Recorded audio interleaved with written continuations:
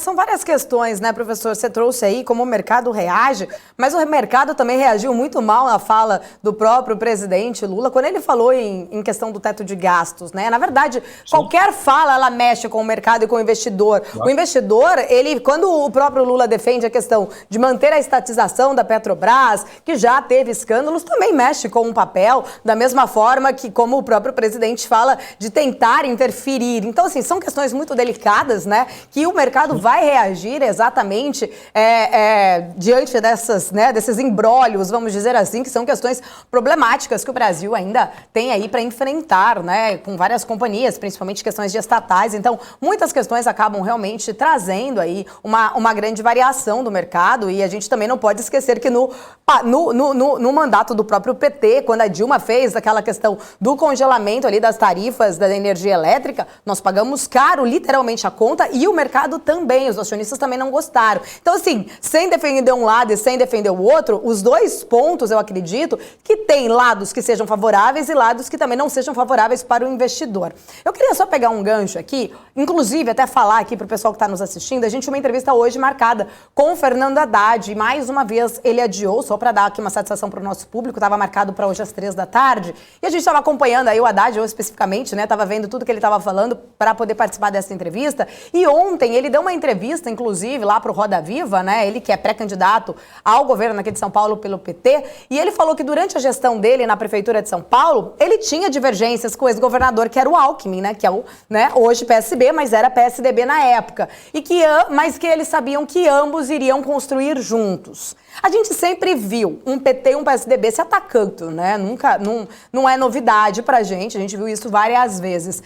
Você acha que isso pode ter mudado como uma alternativa para tentar, de repente, né, agora vendo o Bolsonaro ou uma direita mais forte, eles tentando se unir para tentar realmente tirar, né, essa questão de uma direita mais forte?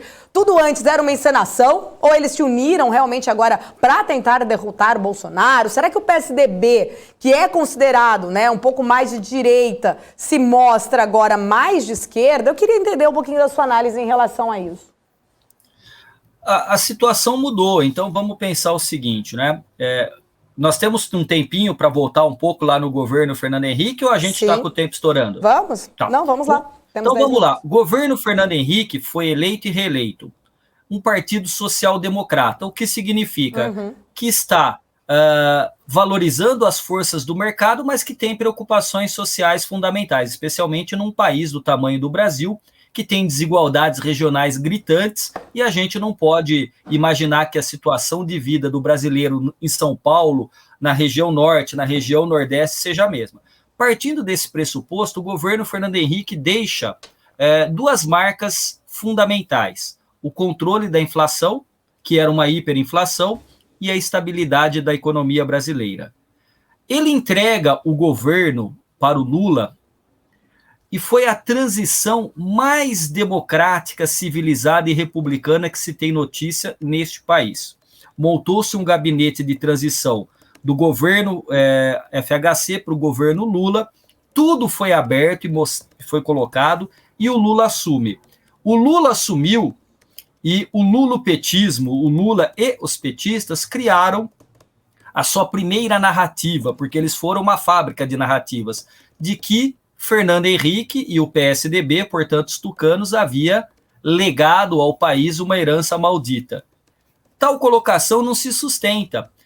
Mas o governo Lula diminuiu a extrema pobreza, aumentou a classe média, permitiu que os mais pobres fossem à universidade. De fato, essa é uma marca do PT. Só que também permitiu, porque naquele momento em que o governo Lula começa a governar no seu primeiro mandato, o mundo está num patamar em que está comprando nossas commodities e tem muito dinheiro. E aí o Lula sempre repetiu, e não é inverídico, que os banqueiros nunca ganharam tanto no governo dele. E de fato se deu, porque o mundo estava muito diferente do que está acontecendo hoje.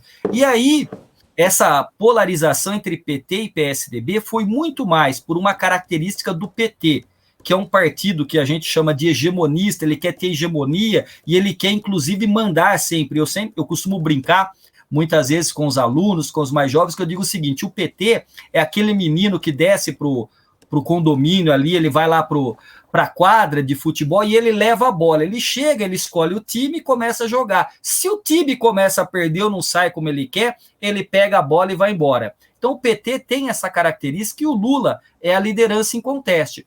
O Fernando Haddad está colocando uma coisa que é claro que é republicana, que um prefeito, um governador e um presidente da república, a despeito de questões ideológicas, político-partidárias, eles foram eleitos e a Constituição diz, inclusive, que há uma relação entre os entes da federação, em todos os níveis ali, município, o estadual e o federal. A grande questão é que esta direita que hoje se apresenta é uma direita que ela ganhou corpo, ela ganhou força, inclusive quando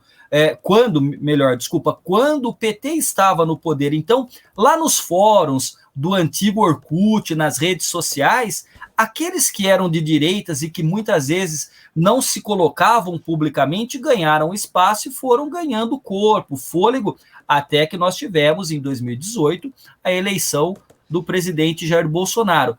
Naquela pesquisa que você coloca, né, no comecinho da nossa fala aqui da entrevista, sobre aqueles que se declaram de esquerda e muitos se declaram mais de esquerda do que de direita, também hoje é uma reação à forma como o presidente Bolsonaro tem lidado politicamente com seus adversários. Ou seja, no Brasil nós vamos tendo aí um pêndulo muitas vezes que vai e volta na relação de maior presença do Estado, de uma maior presença do mercado, enfim, isso tudo mostra que o discurso político é moldado pelas situações. E eu insisto, o Alckmin foi atacado, José Serra foi atacado, e quando o PT dizia que o Fernando Henrique tinha legado uma herança maldita ao país, tanto José Serra, candidato a presidente, como Geraldo Alckmin, se calaram e assumiram que aquela narrativa era correta e esconderam Fernando Henrique Cardoso. Só que depois, e o próprio PT sistematicamente atacou o Fernando Henrique, mas quando ele precisa do apoio do Fernando Henrique, como um democrata, não tem problema nenhum divulgar uma foto dele ao lado do Lula ou outras figuras, porque isso daria credibilidade. A grande questão é que Fernando Haddad não é um iniciante na política, inclusive intelectualmente é muito bem preparado, agora ele é de um partido que tem esta conduta hegemonista, que muitas vezes tem um discurso e na prática tem outra forma de lidar com as situações concretas. Agora, Fernando Haddad provavelmente poderá ser questionado por vocês aqui no canal, e eu espero que o questionem a respeito disso, quer dizer, aquele que tanto foi atacado, que foi Geraldo Alckmin, o PSDB, e mesmo que hoje ele esteja em outro partido que é o PSB, como é que ele está agora como vice do Lula? É aquela história que nós falamos há pouco. Depois, no final do dia, eles vão jantar e tomar um bom vinho e os familiares, os colegas de trabalho ficam se degladiando, né, ao vivo ou nas redes sociais, e eles ali são grandes amigos, né?